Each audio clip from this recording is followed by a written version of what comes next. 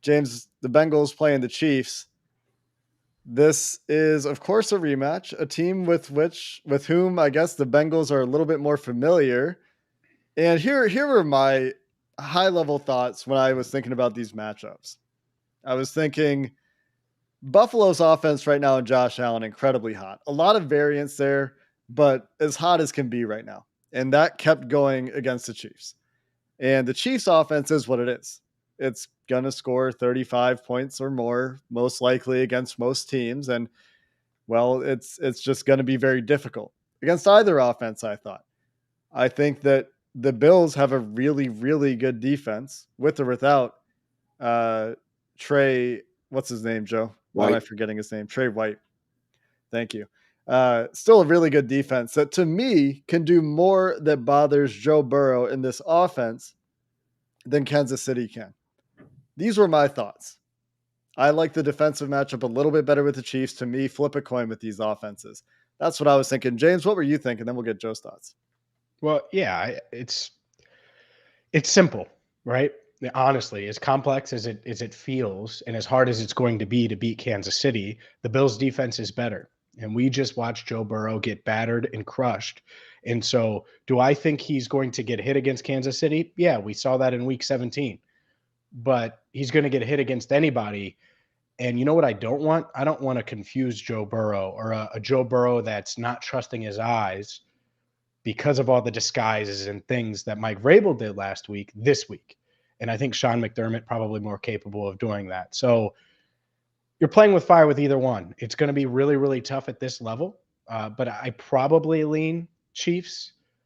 That being said, buckle up because Joe put no punts in his YouTube name for a reason. I talked about 30 all season long. That was my magic number, 30 points. Zach, as in Zach Taylor, Brian as in Brian Callahan, it's 40 this week. And if you don't get to 40, you're probably going to lose the game. And that's what we saw in at Arrowhead this past week. I think we've been talking about 30 points for like 3 years, though, James, when we text each other about after every game and things like that. But you're right. And the matchup, when I was looking, I was a little more torn. I wasn't completely on the Chiefs. I think partly because it's not always better. I think the part of the feeling was we knew the Bengals could put up points on the Chiefs, right? So we felt good about it. We saw it 3 weeks ago that you can do it. It can be done. Whereas the Bills, I felt like wouldn't give you those deep shots, and that scared me because I think this Bengals offense, when they can't get vertical, that's really been their knockout blow this year, right? It's been the thing they when they need a play, bang, deep to Ja'Marr Chase or T. Higgins, and they're back in this game, or they really land that knockout blow that gives them the lead.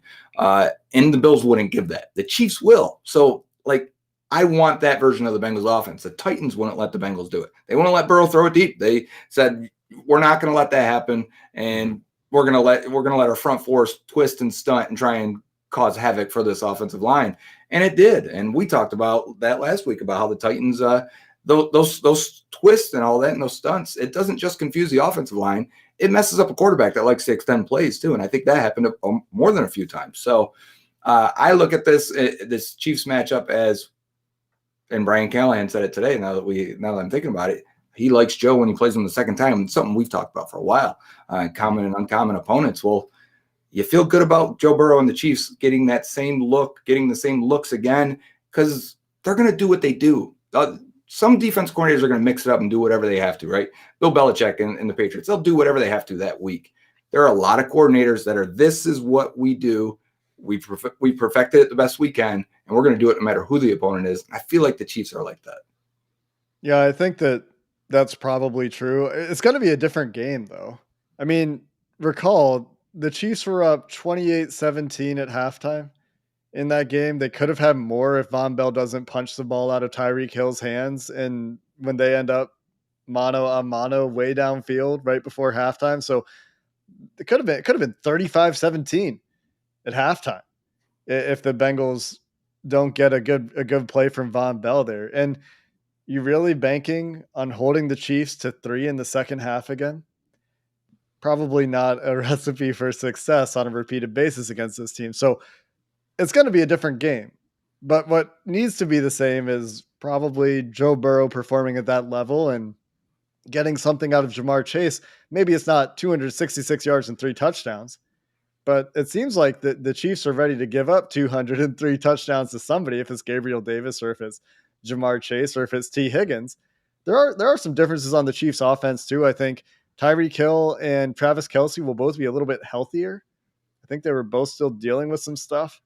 COVID, for example, against the Bengals and different running backs.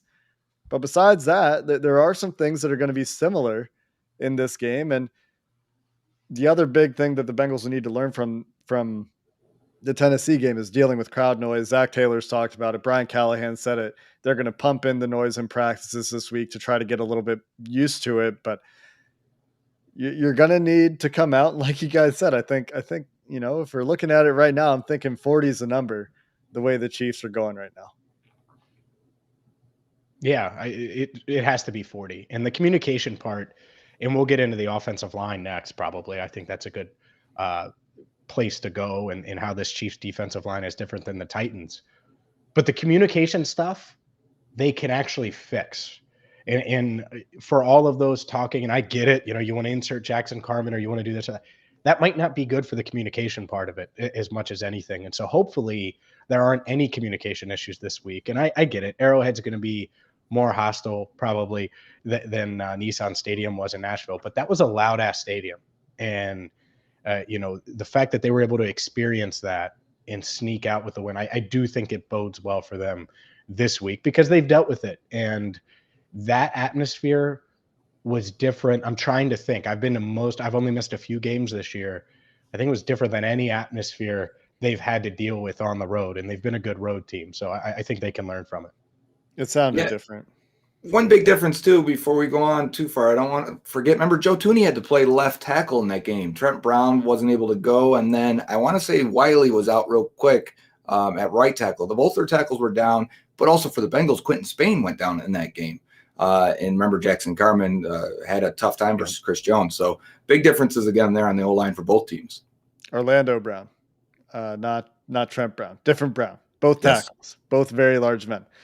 So you're right. There will be differences on both sides. And Chris Jones is going to be a big factor because we just saw what Jeffrey Simmons could do as a centerpiece of a defensive line. I think that you're right, James. A big question is how will the offensive line recover or not after what, looks really bad. 9 sacks looks really bad. Not all of those on the offensive line by any stretch, but Hakeem Adeniji did not have a good game. And Jonah Williams did not have a good game. There were various other issues for, a little bit smaller issues for the rest of the guys on the offensive line, but it'll need to be better. You can't give up 9 sacks, and Joe Burrow will have to be better. I think that's a big thing as well, because Joe, you talk about the stunts impacting where a quarterback can move. Joe's eyes had some issues. And James, I think you talked about that. He's got to be able to trust his eyes this week against Kansas City. So we'll talk about the offensive line and the defensive line matchup a little bit coming up next.